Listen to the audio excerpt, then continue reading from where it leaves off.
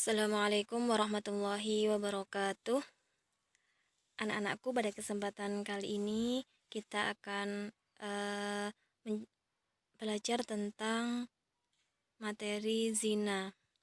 Apa sih sebenarnya zina itu? Zina yaitu masukkan alat kelamin laki-laki ke dalam alat kelamin perempuan yang haram menurut zat perbuatannya. Juga bukan karena subhat dan perempuan itu mendatangkan syahwat. Adapun status hukum zina menurut jumhur ulama adalah haram dan merupakan salah satu bentuk dosa besar. Nah, hukum penetapan hukum zina. Adapun yang dapat dipergunakan untuk menetapkan bahwa seseorang itu diyakini bahwa dia telah melakukan zina, yaitu ada beberapa syarat. Yang pertama, adanya 4 orang saksi laki-laki yang semuanya adil. Dan keempatnya, memberikan kesaksian yang sama tentang tempat, waktu, dan cara melakukannya.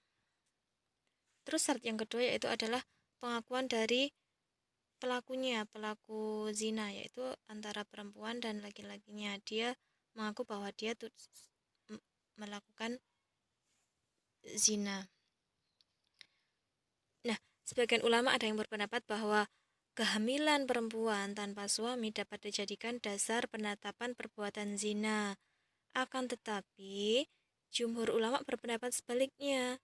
Kehamilan saja tanpa adanya pengakuan atau 4 orang saksi tidak dapat dijadikan sebagai dasar penetapan zina. Dan had zina itu, hukuman zina dapat dijatuhkan terhadap pelakunya jika terpenuhi syarat-syaratnya.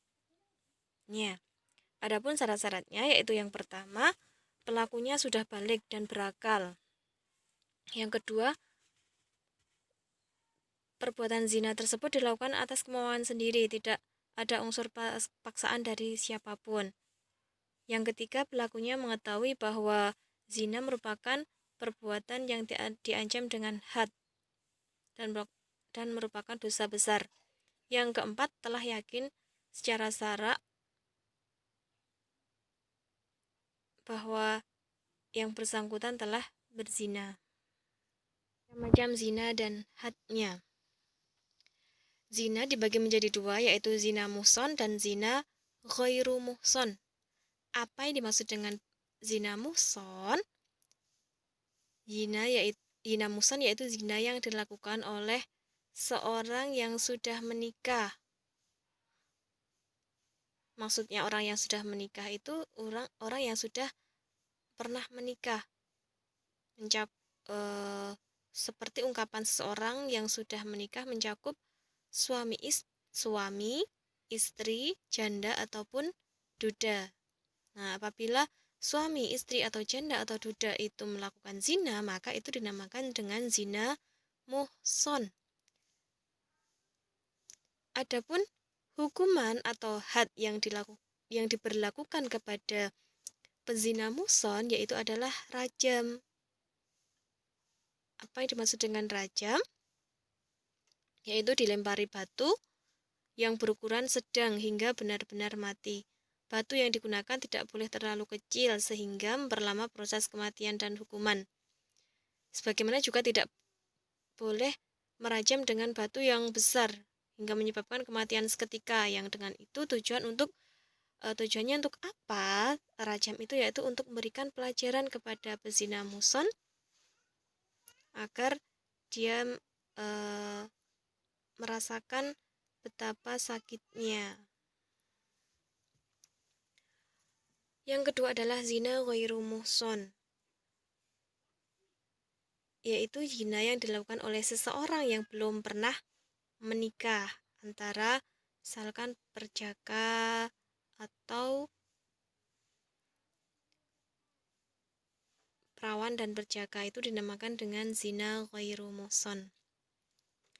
Para ahli fikih sepakat bahwa had atau hukuman bagi pezina ghairu muhson baik laki-laki ataupun perempuan yaitu adalah hukuman cambuk sebanyak berapa kali? Hukum cambuk sebanyak 100 kali.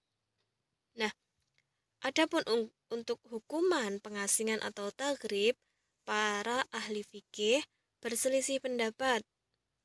Nah, ini kalian amati ya. Menurut pendapat Imam Syafi'i dan Imam Ahmad, bahwa had bagi pezina ghairu muhsan adalah cambuk sebanyak 100 kali dan pengasingan selama 1 tahun.